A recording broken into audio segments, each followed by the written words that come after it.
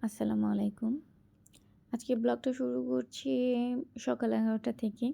তো গতকাল তো আমার বড় জা এসেছে মেয়েকে নিয়ে।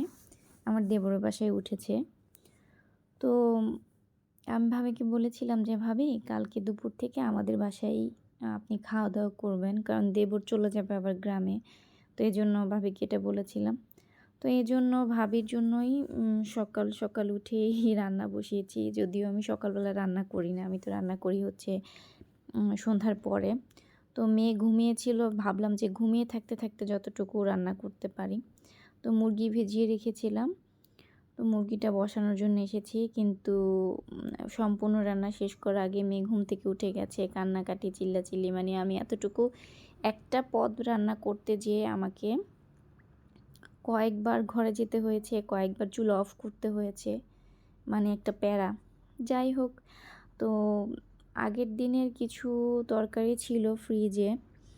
তো এজন্য আর বেশি কিছু করি নাই। কারণ ভাবির আবার খাওয়া-দাওয়া খুবই কম খায় ভাবি। তো মেয়ের কথা চিন্তা করে মুরগি রান্না করেছি। ও আবার মাংস খেতে খুব পছন্দ করে। তো যাই হোক এজন্য মুরগিটা বসিয়েছি। ১ম এ মসলা কষিয়ে নিলাম, তারপর টমেটো দিলাম। এরপর হচ্ছে মাংসগুলো ধুয়ে রেখেছিলাম সেগুলো দিয়ে একটু কষিয়ে তারপর আলু দিলাম। আলু যেহেতু সবাই পছন্দ করে, তো আলু দিয়ে তারপর এর মধ্যে আবার মেয়ে অনেক কান্নাকাটি করছিল।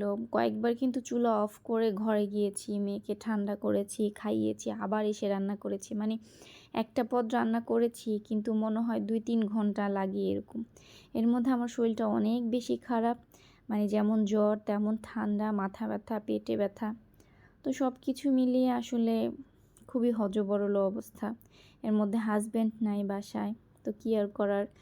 আর ভাবিকে ঠিকমতো আপ্যায়নও করতে পারছি না।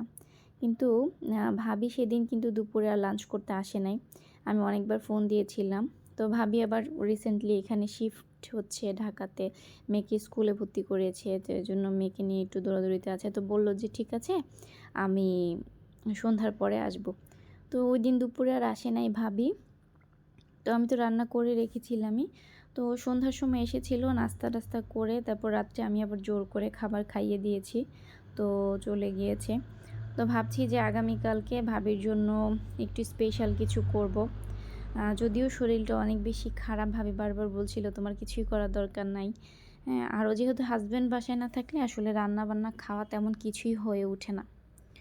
তো কি আর করার, তাও আগামীকালকে চেষ্টা করব ভাবিকে একটু আপ্যায়ন করার জন্য। সে যেহেতু ঢাকা আসে না, এই ১ম এসেছে। তো আজকে এই পর্যন্ত। কেমন লাগলো আমার ব্লগটা অবশ্যই জানাবেন। ভালো থাকবেন সবাই। আসসালামু আলাইকুম।